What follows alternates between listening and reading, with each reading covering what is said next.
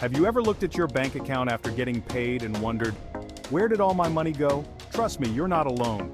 So many people work hard for their money only to see it vanish before their eyes.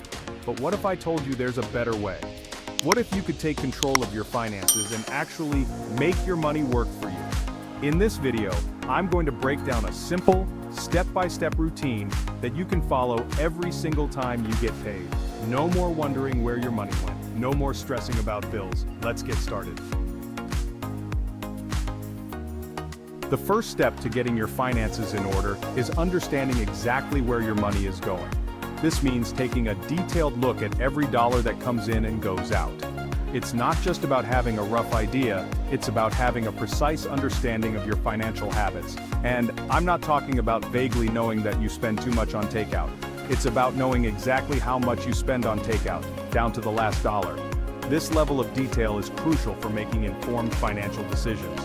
We need to get crystal clear on your essential expenses. These are the non-negotiable costs that you incur every month, the ones that keep your life running smoothly. Think of this as creating a financial baseline. This baseline is your starting point, the foundation upon which you can build a more detailed and comprehensive financial plan. Grab a pen and paper or open up a spreadsheet and start listing out all of your fixed costs. These are the expenses that stay relatively the same each month, providing a stable foundation for your budget. These are the expenses that stay relatively the same each month. They are predictable and consistent, making them easier to plan for. Start with the big ones, your rent or mortgage payment.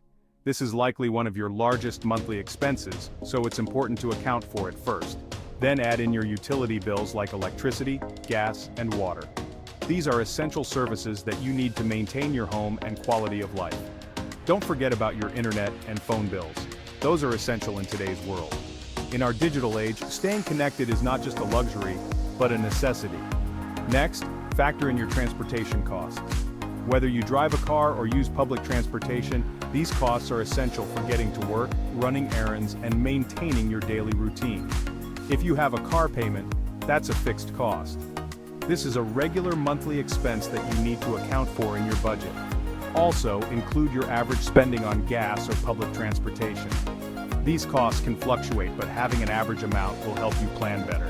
Now let's talk about food. This is another essential expense that you need to account for in your budget. Estimate your monthly grocery bill.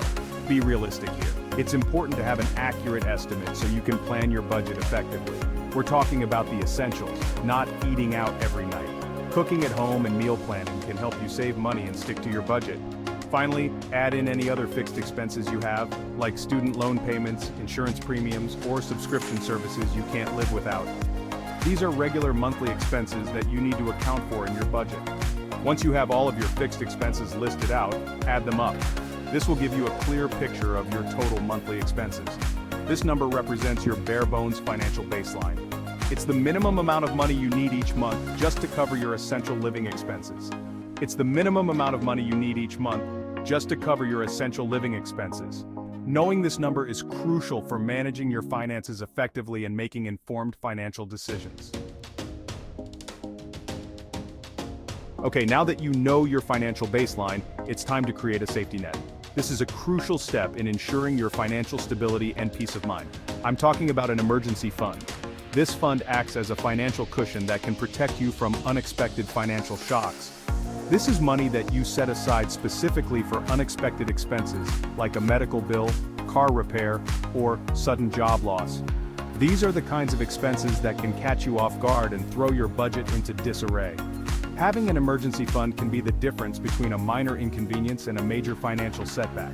It can help you navigate through tough times without having to rely on credit cards or loans, which can lead to debt.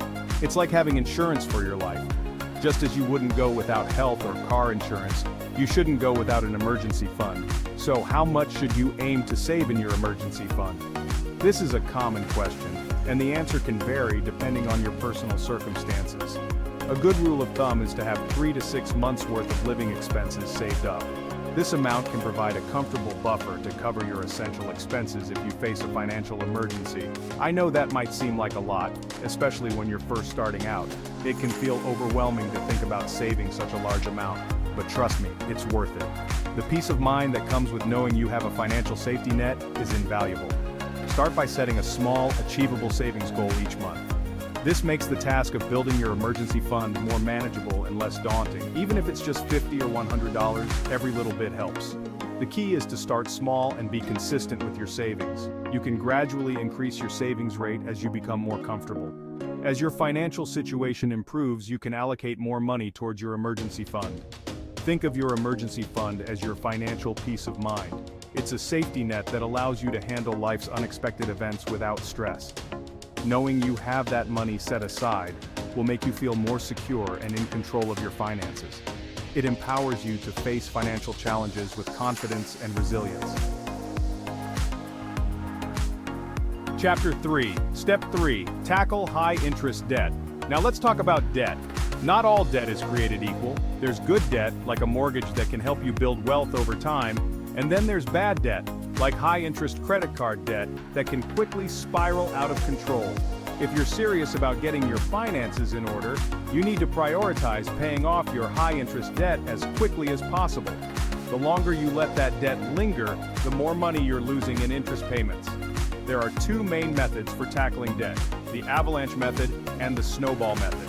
The avalanche method focuses on paying down your highest interest debt first. This approach saves you the most money on interest payments over time. The snowball method, on the other hand, focuses on paying off your smallest debt first, regardless of interest rate.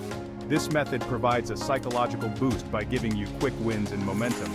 Ultimately, the best method for you depends on your personality and financial situation. The important thing is to choose a method and stick with it. Chapter 4, Step 4, Make your money work for you. Okay, now for the fun part, investing.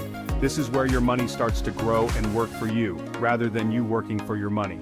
Investing is one of the most powerful ways to build wealth over time. It allows you to take advantage of compound interest, which can significantly increase your wealth if you start early and stay consistent. It's how you make your money work for you instead of the other way around.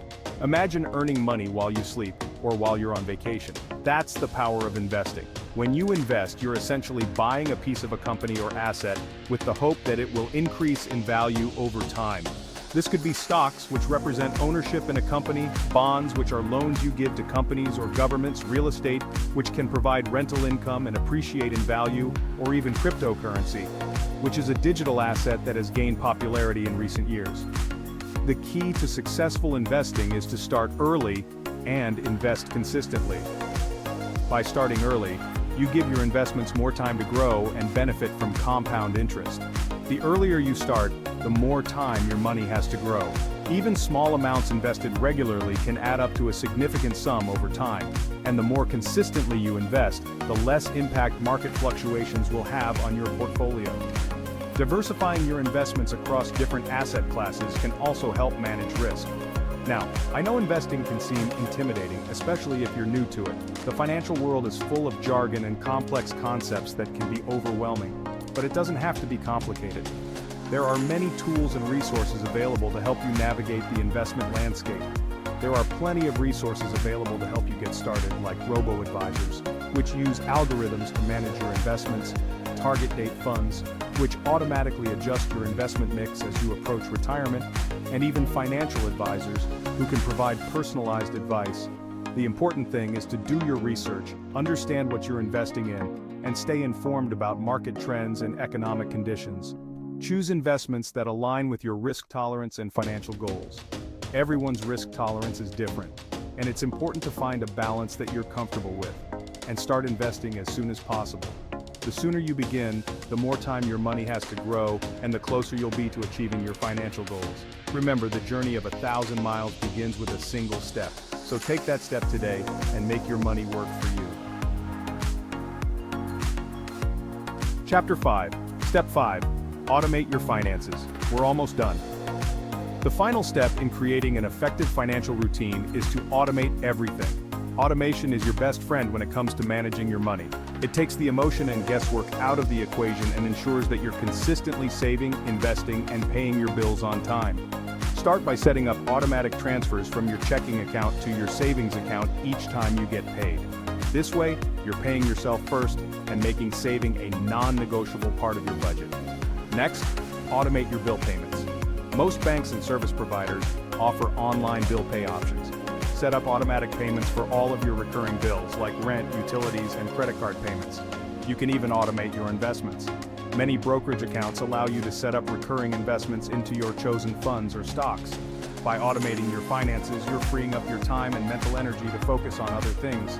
Plus, it helps you avoid late fees and missed payments, which can damage your credit score. So, there you have it. A simple step-by-step routine that you can follow every time you get paid without fail. By implementing these steps, you'll be well on your way to taking control of your finances, building wealth, and achieving your financial goals, one step at a time. Remember, it's not about how much money you make, it's about what you do with the money you have.